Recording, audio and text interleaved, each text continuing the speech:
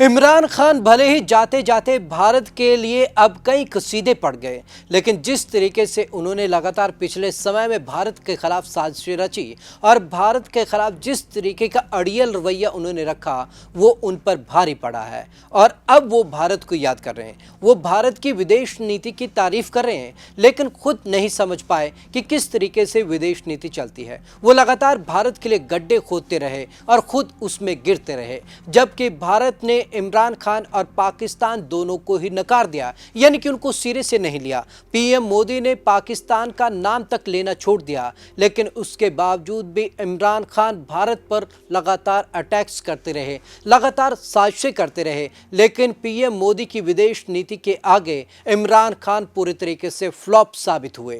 तो चलिए आज आपको खास रिपोर्ट में दिखाते हैं कि किस कदर इमरान खान फेल हुए हैं। लगातार भारत को एजेंडा बनाकर वो पाकिस्तान में राजनीति करते रहे, लेकिन पाकिस्तान के हितों के लिए उन्होंने कुछ नहीं किया। उल्टे भारत के खिलाफ प्रोपेगेंडा करके वो अपनी राजनीति चमकाना चाहते थे। तो चलिए आज आपको खास रिपोर्ट में दिखाते हैं भारत और पाकिस्तान की विदेश नीति में क्या था अंतर। इमरान खान की ख्वाहिश। रशिया टुडे से बातचीत में इमरान खान ने एक ख्वाहिश जाहिर की थी। उन्होंने कहा था कि वे टीवी पर नरेंद्र मोदी के साथ डिबेट करना चाहते हैं। ये उनकी दिली हसरत है। अफसोस उनकी ये हसरत ही रह गई। प्रधानमंत्री नरेंद्र मोदी की बराबरी करते करते वे अपनी जगह ही निपट गए। इमरान ने हिंदुस्तान के खिलाफ जहर उगला।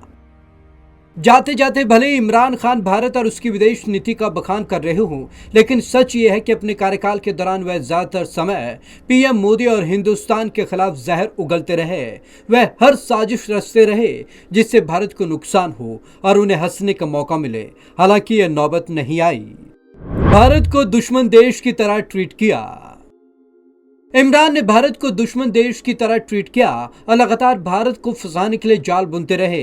यह अलग बात है कि अंत में अपने ही जाल में फंस गए। यह बात हर क्षेत्र के लिए कही जा सकती है। राजनीतिक, आर्थिक से लेकर रणनीतिक क्षेत्र तक उन्होंने भारत को गड्ढे में गिराने की नाकाम कोशिशें की। दुनिया के हर मंच पर उन्होंने भारत को बदनाम करने की तकरीरें की, लेकिन सब की सब सुपर डुपर फ्लॉप साबित हुई। वहीं प्रधानमंत्री मोदी ने बिना इमरान और पाकिस्तान का नाम लिए उन्हें ढेर कर दिया। भारत से नसीहत लेने की बार बार सीख दी। कप्तान के खिलाफ नेशनल असेंबली में अविश्वास प्रस्ताव को हरी झंडी दे दी गई।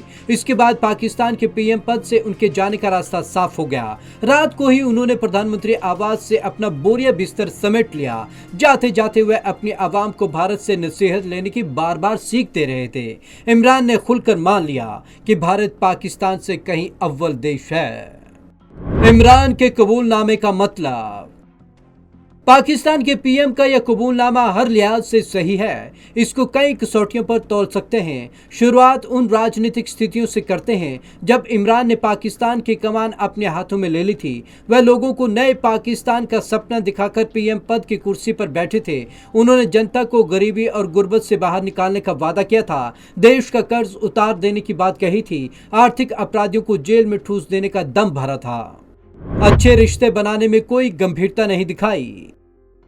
भारत से अच्छे रिश्ते बनाने में उन्होंने कोई गंभीरता नहीं दिखाई। अलबत्ता पुलवामा के जवाब में बालाकोट के हमले के बाद दोनों देशों के रिश्ते बिगड़ते चले गए।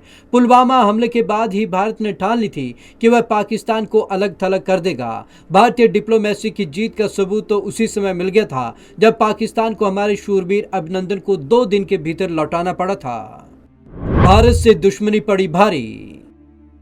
भारत से दुश्मनी बांधकर पाकिस्तान अपनी हर पॉलिसी बनाने लगा। चीन के साथ उसने अपनी दोस्ती बढ़ा ली। उसके सामने पाकिस्तान बिछ गया। रूस से दोस्ती बढ़ाने की कवायद के पीछे भी मंशा भारत को घेरने की ही थी।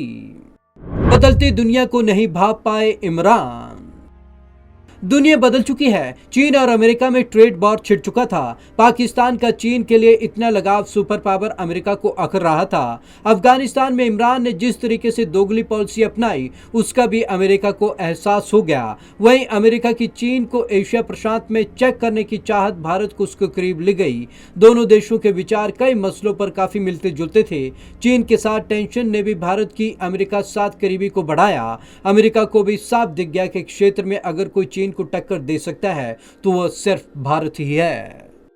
भारत को घेरने के चक्कर में खुद घिरे। भारत को घेरने के चक्कर में ही जब रूस के साथ इमरान की घनिष्ठता बढ़ाने की कोशिशें की तो उसी समय यूक्रेन हमला हुआ। इसी नाजुक मौके पर भारत ने अपने दोस्त रूस को अकेला नहीं छोड़ा, लेकिन उसने अमेरिका और पश्चिमी देशों के साथ बने अच्छे रिश्तों को भी ताक पर नहीं रखा। वहीं इमरान खान यहां पूरी तरीके से फंस गए। चीन और रूस के खातिर उन्होंने अपने बेहद पुराने दोस्त की दुश्मनी मोल ले ली और तो और इमरान ने अमेरिका के साथ रिश्तों में सुधरने में कोई गुंजाइश ही नहीं छोड़ी। Bureau report, Punjab Kesari TV.